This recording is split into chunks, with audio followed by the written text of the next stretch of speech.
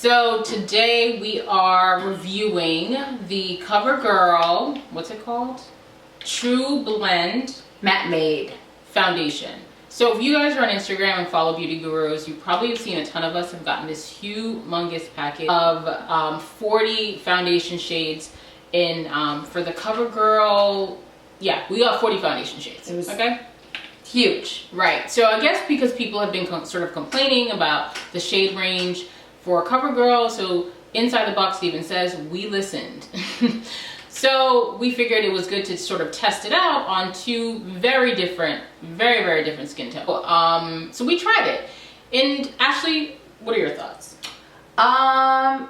It's not bad. Like, I don't really mind like the coverage that it gave. It kind of reminded me of like a tinted moisturizer, and since it's getting warmer out, that's what I prefer. So it was very light, went on very light. It doesn't feel cakey at all. But it was okay. You know, I like when a medium coverage can cover, you know, a little dark spot and not be as noticeable, but I can kind of see some things still, and I'm like, ugh. But I don't mind it. I would definitely rock it more often, especially during the summer season. Yeah, I think it's always good to have foundation options available to you in the drugstore. So I think because we've always sort of had problems, and even though Ashley is a much lighter skin tone, she's a woman of color, and so for us the issue is often undertones. Like, she can go in and probably find a color that's her color, but is it going to have the right undertones? Exactly.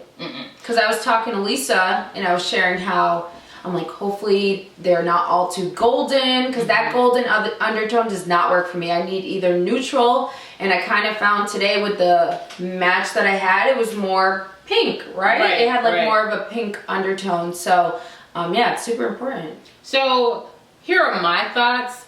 I'm so on it. The color I matched to was the color D80, and I feel like it's a little bit dark for me. It's not an exact match. But then D70 looked weird on camera. It looked light, yeah. But in person it looked like it was actually the better match. But D80 gave me more coverage because it's a darker color. It gave me more coverage than D70, so I rocked with D70. But I really feel like, especially in like the winter, I could probably get away with even D60 or D70. Of course D70, because D70 is actually the truer color for me.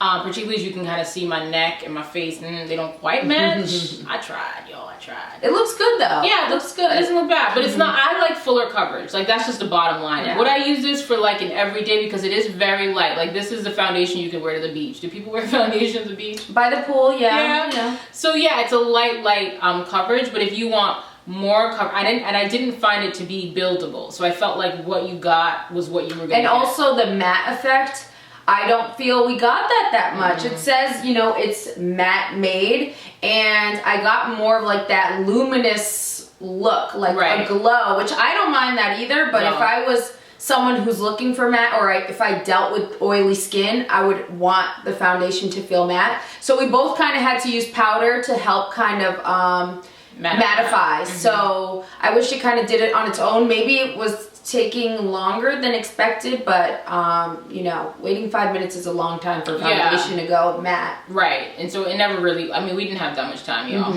Okay. Yeah. So it never really went matte.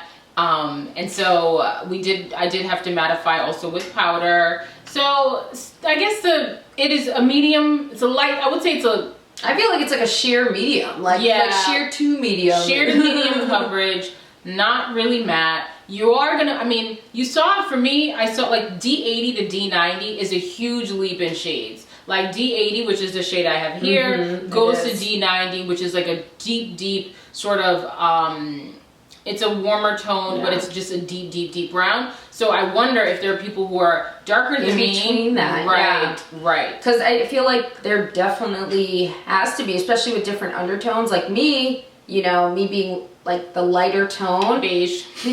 Yeah, I really am beige. I was like, Lisa, I need a beige. That's where I'm at right now after the winter. But I had more options, you know, and you see that. So I wish there was just like a few more shades added at the end for darker tones. Because Lisa, I feel, you know, has, I feel like there's girls much darker, yeah. And there's D90 dark for the darker skin tone, but I feel like there are shades between D80 and D90 that they missed out on. So I feel like while there's plenty of beige and ivory shades. Yeah, like 85%, 90% is the, you know, light to beige tan.